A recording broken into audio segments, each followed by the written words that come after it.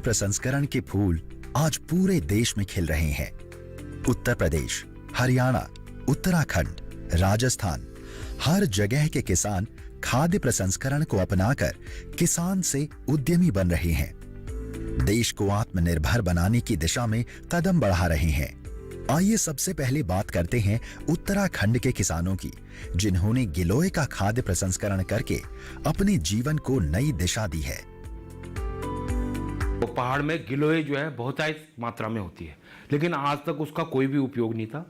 और ये जब से हमारा ये कोरोना जैसी महामारी आई है, तब से लोगों को उसका पता चला है कि वास्तव में गिलोय को, जो कि ऐसे ही जो है अपने आप ही उत्पादित हो जाती है, उसको किस तरीके से प्रसंस्कृत करके, मतलब प्रोसेस करके, और फिर उससे क्या क्या प्रोडक्ट बन सकते हैं। यह जो चारों तरफ आप देख रहे हैं, यह है गिलोय। गिलोय एक प्रकार की बेल है। गिलोय का एक आयुर्वेदिक औषधि के रूप में इस्तेमाल किया जाता है। गिलोय की पत्तियों का आकार पान के पत्तों जैसा होता है। इनका रंग गाढ़ा हरा होता है। यहाँ के किसानों ने गिलोय के पौधे लगाए हैं।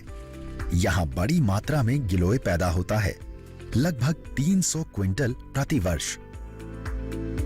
इस गिलोय के पत्तों को तोड़ा जा रहा है। जाहिर है अब किसान इस गिलोय का जूस निकालेंगे। गिलोय का जूस निकालने के लिए किसानों ने इन पत्तों को खाद्य प्रसंस्करण यूनिट तक पहुंचा दिया है।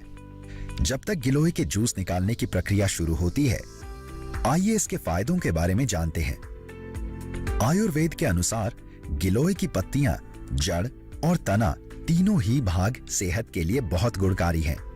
लेकिन बीमारियों के इलाज में सबसे ज्यादा उपयोग इसके तने का ही होता है। कोरोना जैसी महामारी से लड़ने में गिलोय अपनी अहम भूमिका निभा रहा है। लोग औषधि के रूप में इसका सेवन कर रहे हैं। गिलोय में बहुत अधिक मात्रा में एंटीऑक्सीडेंट पाए जाते हैं। गिलोय में copper, iron, phosphorus, zinc, calcium और मैग्नीज भी प्रचुर मात्रा में मिलते हैं। इन्हीं गुणों की वजह से यह बुखार, मधुमेह, कब्ज, एसिडिटी, अपच संबंधी रोगों में आराम दिलाता है। गिलोय का जूस बनाने के लिए गिलोय के पौधे से काट कर लाए गए इन पत्तों को पहले अच्छे से साफ किया जाता है। खाद्य प्रसंस्करण में स्वच्छता का ध्यान हर किसान रखता है। 2 से 5 बार इन्हें अच्छे से साफ किया जाता है। लीजिए, सफाई का काम खत्म हो गया है। गिलोय को साफ करने के बाद उसे चाकू की मदद से उसके ऊपर के छिलके को उतार दिया जाता है। यहाँ से गिलोय जूस बनने की यूनिट तक पहुंचता है।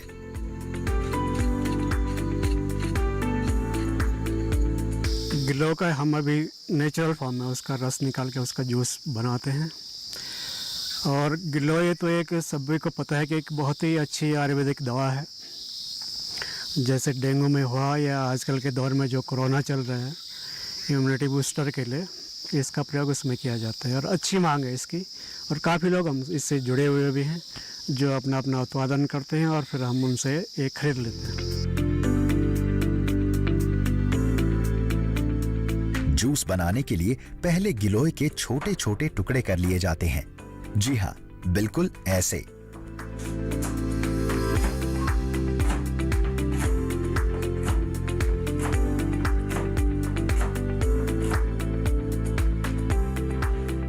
अब जूस बनाने की लगभग सारी तैयारियां पूरी हो गई हैं। अब इन टुकड़ों को मिक्सर ग्राइंडर में डाल दिया जाता है। जी हाँ, अब ग्राइंडर में गिलोय अच्छी तरह ग्राइंड किया जाएगा।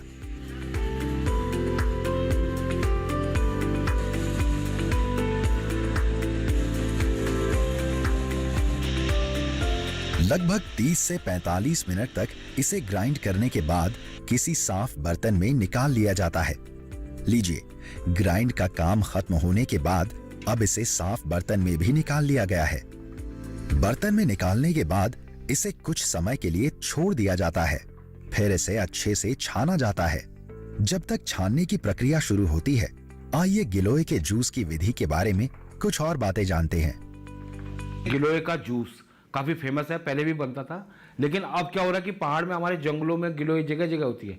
तो उसको किस तरीके से काटना है, ये महिलाओं को हमने इन्वायरमेंट के बारे में भी बताया कि वातावरण को नुकसान न पहुंचे और हम कैसे उसको वहाँ से लाके और फिर अपनी यूनिट में किस तरीके से प्रोसेस करते हैं। तो हम क्या करते हैं कि महिलाएं जब भी घास काटने जाती हैं या कोई अन्य काम करने जंगल जाती हैं तो वो कुछ थोड़ा बहुत जितना भी उनके उसमें होता है वो गिलोय वहाँ से ले आती हैं, और वो कच्चा गिलोय जो हमारी यूनिट महिलाओं के द्वारा ही संचालित जो यूनिट है उसमें उन्होंने ही रेट फिक्स किए हैं कि हम 100 रुपया उसका किलो का देंगे।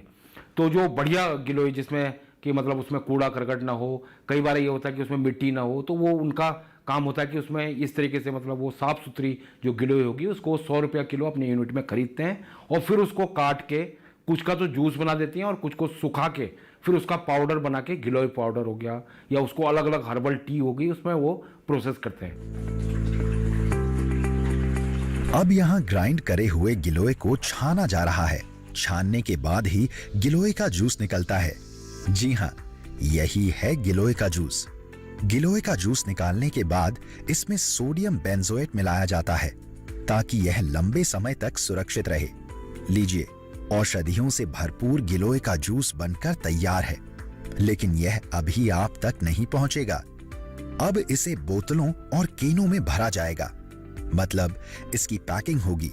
गिलोय का जूस निकालने के तुरंत बाद इसकी पैकिंग का काम शुरू हो गया है। जूस को खुला छोड़ना किसी भी तरह ठीक नहीं है। पैक होकर जूस अब बोतलों और केनों में भर दिया गया है। अब बाजारों से होता हुआ यह जूस हमारे घरों तक पहुंचेगा। कोरोना काल में आप इस जूस को लीजिए और अपनी इम्यूनिटी को बढ़ाइए। और किसान तो गिलोय का जूस बनाकर उसे बेचकर अपनी आमदनी बढ़ा ही रहे हैं।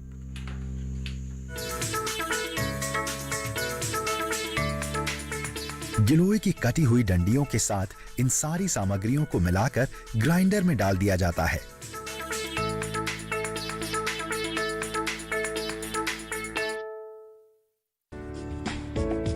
ये कामयाबी है अन्नदाता की।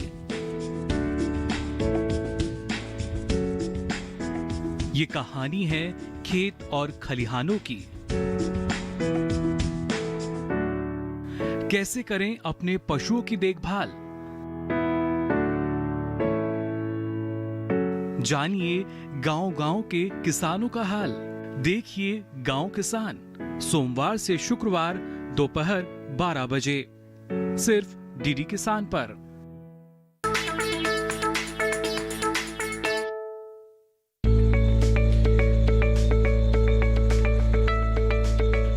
अब हम आपको बताएंगे कैसे गिलोय का पाउडर बनाया जाता है।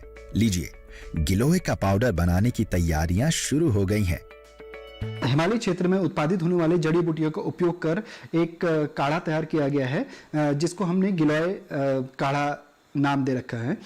गिलोय का जो काढ़ा है उसमें मुख्यतः 9 हर्ब्स या जड़ी बूटियों का उपयोग कर एक काढ़ा तैयार किया गया है। गिलोय का पाउडर बनाने के लिए यहाँ सारी सामग्री इकट्ठा कर ली गई है। यह है रोजमेरी, थाइमस, साबुत हल्दी, सौंठ, लौंग, काली मिर्च, हरी इलायची। यानी गिलोय का पाउडर बनाने में यह सारी सामग्री डाली जाती है। जी हाँ, ग्राइंडर में डालने से पहले इन सारी सामग्री को अच्छे से पीसा जा रहा है।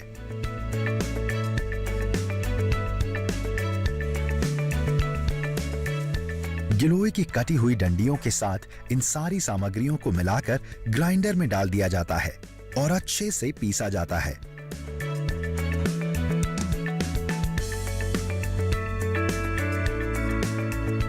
गिलोय का पाउडर बनकर तैयार है। अब इसकी पैकिंग और लेबलिंग होगी। लीजिए, गिलोय के पाउडर को कांच की शीशियों में पैक किया जा रहा है।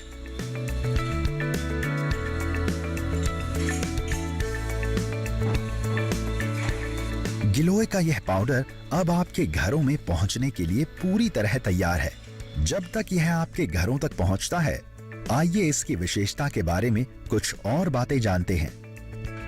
कोविड-19 के इस महामारी के दौरान जो काढ़ा है, अगर हम गर्म पानी के साथ लेते हैं तो ये हम लोगों को इस महामारी से बचाव में काफ़ी उपयोगी साबित हो सकता है। उत्तराखंड की तरह राजस्थान के कोटा जिले में भी किसानों ने खाद्य प्रसंस्करण की कई मिसालें कायम की हैं। यहाँ की महिलाएं खाद्य प्रसंस्करण से जुड़कर अपने आप को स्वरोजगार से जोड़ रही हैं। जी हाँ, आज हम आपको बताएंगे कि कैसे यहाँ के किसान पान का शरबत और अन्य सब्जी व फलों से जूस बनाकर अच्छा मुनाफा कमा रहे हैं। सबसे पहले बात करते हैं पान के शरबत की। जैसे कि हम लोग देखते आए हैं कि हम जब खाना खा लेते थे तो हमारी दादी या नानी कहती थी कि खाना खा लिया है तो पान खा लो, ताकि जो तुमने खाना खाया वो तुम्हारा अच्छे से पच जाए। तो आपका यानी कि इससे ये था कि वैज्ञानिक कारण इसका यह था कि पान में ऐसी गुणवत्ता होती है कि वो आपको खाने के पचाने का काम करता है। तो और साथ ही साथ ये ही नहीं, आपको ठंडक भी देता है खाने के बाद। तो जो भी आपने कुछ ऐसा खा लिया है जो कि बहुत भारी ना करे, आपको एसिडिटी ना करे, तो इसके लिए पान का इस्तेमाल करके किया जाता है। तो पान का एक तो सादा रूप में इस्तेमाल किया जा सकता है और पान की आप मिठाई या पान की ठंडाई के रूप में भी कर सकते हैं। पान का शरबत बहुत फायदेमंद माना जाता है। जब तक पान का शरबत बनाने की प्रक्रिया शुरू होती है, आइए उसके फायदे के बारे में जानते हैं। पान पाचन क्रिया के लिए फायदेमंद होता है। इससे कब्ज की समस्या दूर हो सकती है। पान के पत्ते में कई ऐसे तत्व होते हैं जो बैक्टीरिया के प्रभाव को कम करने में सहायक होते हैं। पान का शरबत बहुत ही स्वादिष्ट लगता है। चलिए जानते हैं कैसे बनता है ये पान का शरबत। पान के शरबत में मुझे सामग्री में चाहिए होता है, कुछ कच्चे पान चाहिए होते हैं, जो 1 किलो चीनी के अंदर 4-5 पान डलते हैं, 2 ग्राम इलायची डलती है, 20 ग्राम सौंफ डलती है और करीबन आधा कप के करीबन ग्लूकन डलता है। यदि हम ग्लूकन डालते हैं तो चीनी की मात्रा आधी लेते हैं, और यदि ग्लूकन नहीं डालकर हम गुलाब की पत्तियां डालते हैं उसमें टेस्ट के लिए, तो चीनी की मात्रा डबल लेते हैं। और इसमें मेरा समथिंग खर्चा मतलब इलायची और सौंफ और ये सब मिला के, और मेरे को घर में एक बोतल 65 रुपये करीबन की पड़ती है, जिसे मैं 120 रुपये में आराम से सेल कर देती हूँ। लीजिए, पान के शरबत के लिए पान के पत्तों को काटा जा रहा है। जी हाँ, पान के इन कटे हुए पत्तों को मिक्सर ग्राइंडर में पीसा जाएगा। मिक्सर ग्राइंडर में पान के पत्तों को पीसने का काम शुरू हो गया है। पान के पत्तों को पीसते हुए इस बात का ख्याल रखें कि वह अच्छी तरह से पीसे जाएं।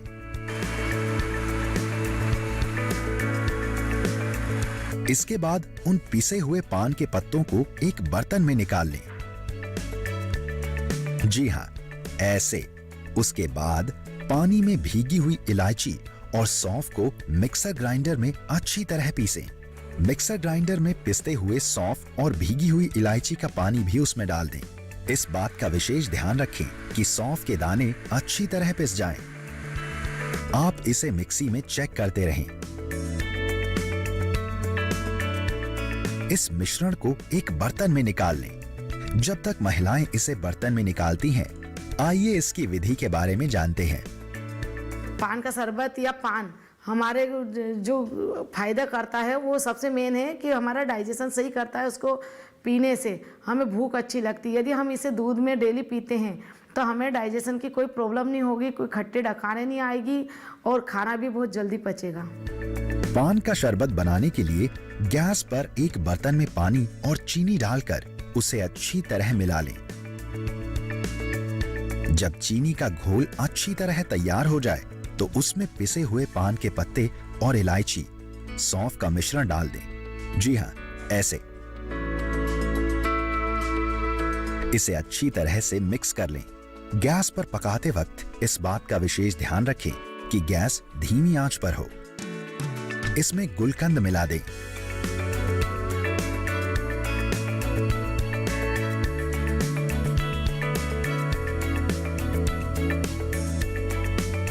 लगभग 10 से 15 मिनट जब यह अच्छी तरह से पक जाए तो इसे गैस बंद करके उतार लें।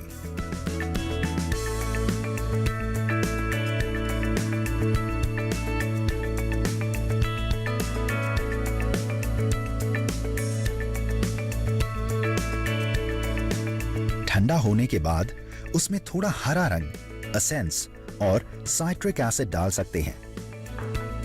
साइट्रिक एसिड आपके पान के शरबत को लंबे समय तक सुरक्षित रखता है। सब चीज डालने के बाद इसे अच्छे से मिक्स कर लें।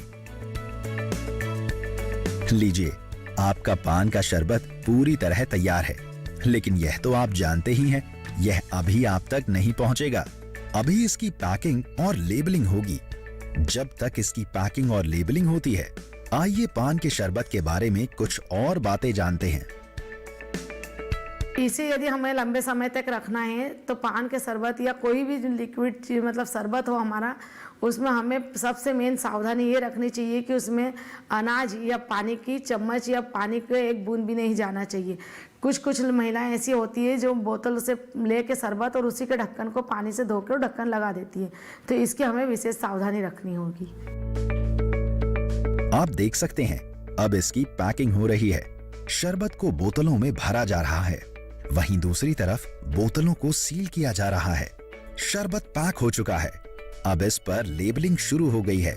लेबलिंग में शरबत की गुणवत्ता, इसकी कीमत, इसकी एक्सपायरी डेट और अन्य जानकारी दी जाएगी। अब आपका शरबत पैक होकर और लेबलिंग लगकर दुकानों में बिकने के लिए पूरी तरह तैयार है। अब दुकानों से यह शरबत सीधा हमारे घर तक आएगा, जिसमें हम इस स्वादिष्ट और सेहत के लिए फायदेमंद शरबत को पी सकेंगे। पान के पत्तों से किसान ने शरबत बनाकर न सिर्फ अपनी आमदनी में इजाफा किया है, बल्कि खाद्य प्रसंस्करण को भी बढ़ावा दिया है। साथ ही हमारा स्वाद भी बढ़ाया है। किसान सिर्फ पान के पत्तों का ही नहीं, कई चीजों का खाद्य प्रसंस्करण कर रहे हैं। खाद्य प्रसंस्करण को लेकर किसान अब इतने जागरूक हो चुके हैं कि वह छोटे छोटे पैमानों पर भी खाद्य प्रसंस्करण कर रही हैं। जी हाँ, अब वह चुकंदर, नीम, गाजर, मूली, नींबू, कई तरह का जूस बना रहे हैं।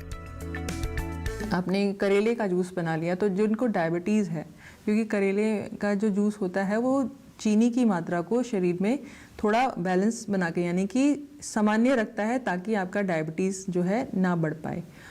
और इसी में अगर बात करें जामुन की, जामुन भी एक काफ़ी अच्छा औषधीय फल है। इसका जूस जो है आपको एंटीऑक्सीडेंट का फ़ायदा देता है, साथ ही साथ जिनको डायबिटीज़ है उनको भी फ़ायदा देता है। तो जामुन का रस का इस्तेमाल भी किया जाता है। यहाँ कई तरह का जूस बनता है और यह जूस हाथों हाथ बिक जाता है।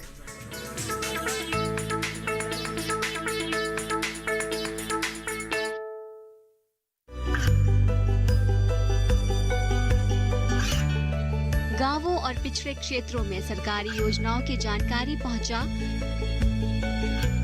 देश में कौशल और क्षमता विकास कर ग्रामीणों को सामाजिक बदलाव और विकास से जोड़ने की दूरदर्शन किसान की पहल चौपाल चर्चा देखें सोमवार से शुक्रवार सुबह 9 बजे।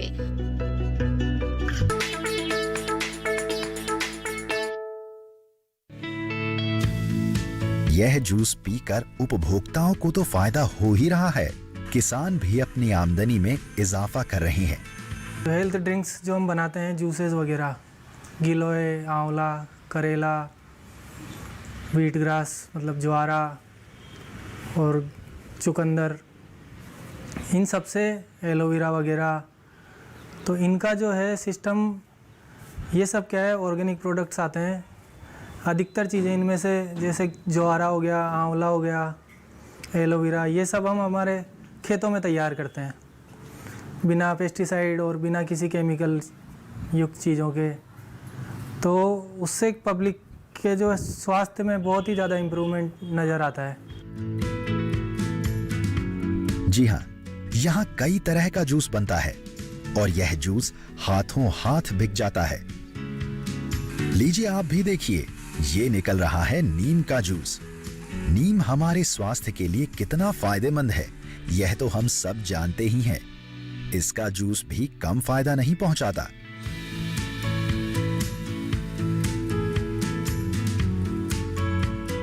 नीम के जूस के बाद अब बारी है चुकंदर का जूस निकालने की।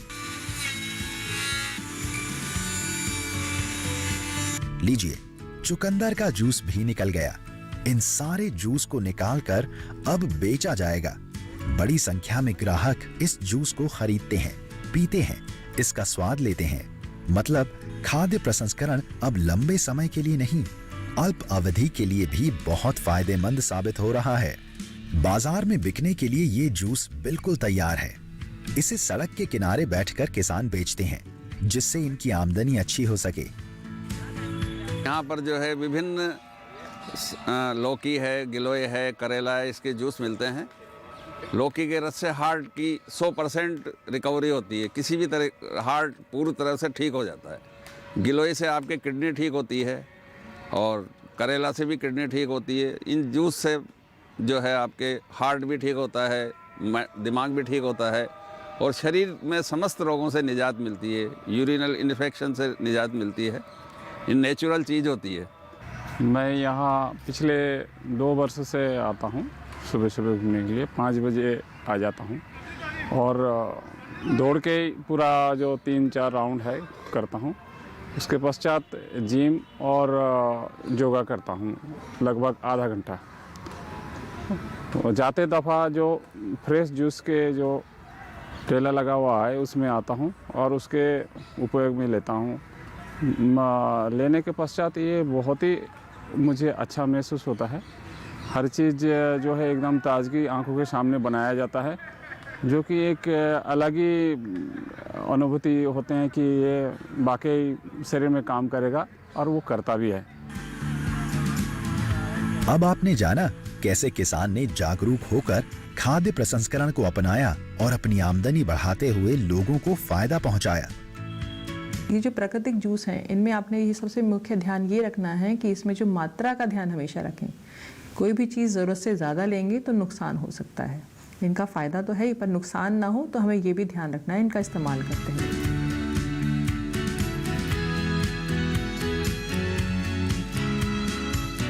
कृषि विज्ञान केंद्र के प्रशिक्षण कार्यक्रम का ही परिणाम है कि अब छोटे छोटे किसान और गांव की महिलाएं भी खाद्य प्रसंस्करण का प्रशिक्षण लेकर नए नए उत्पाद बना रही हैं, उन्हें बाजार में बेच रही हैं और अच्छा मुनाफा कमा रही हैं।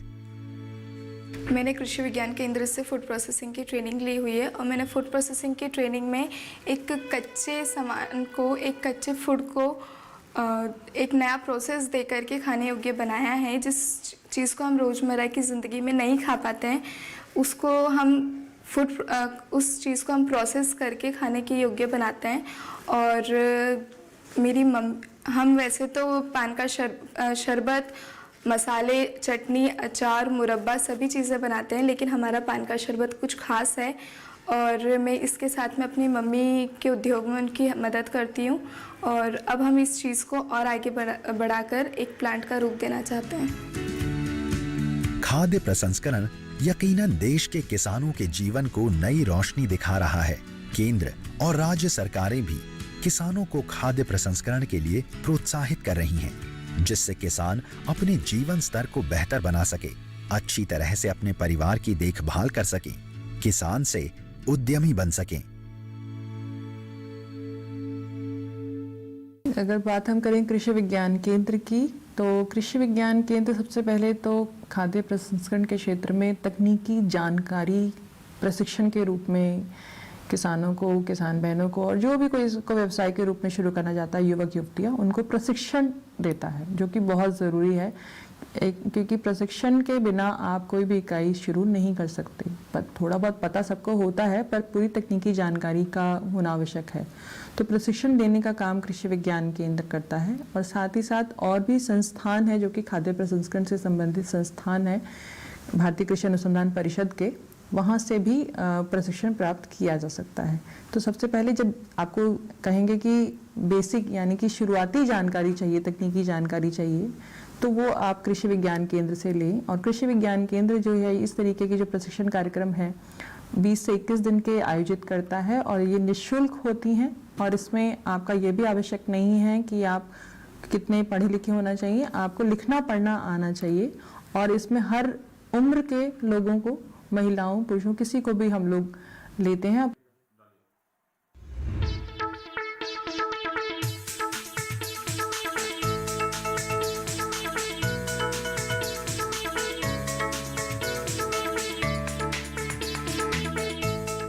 जब भी गन्ने की फसल बाजार में आती है तो लोग गन्ने का जूस पीते हैं, लेकिन अब किसान गन्ने का प्रयोग सिर्फ जूस निकालने के लिए नहीं करते, बल्कि उससे कई खाद्य उत्पाद बनाते हैं।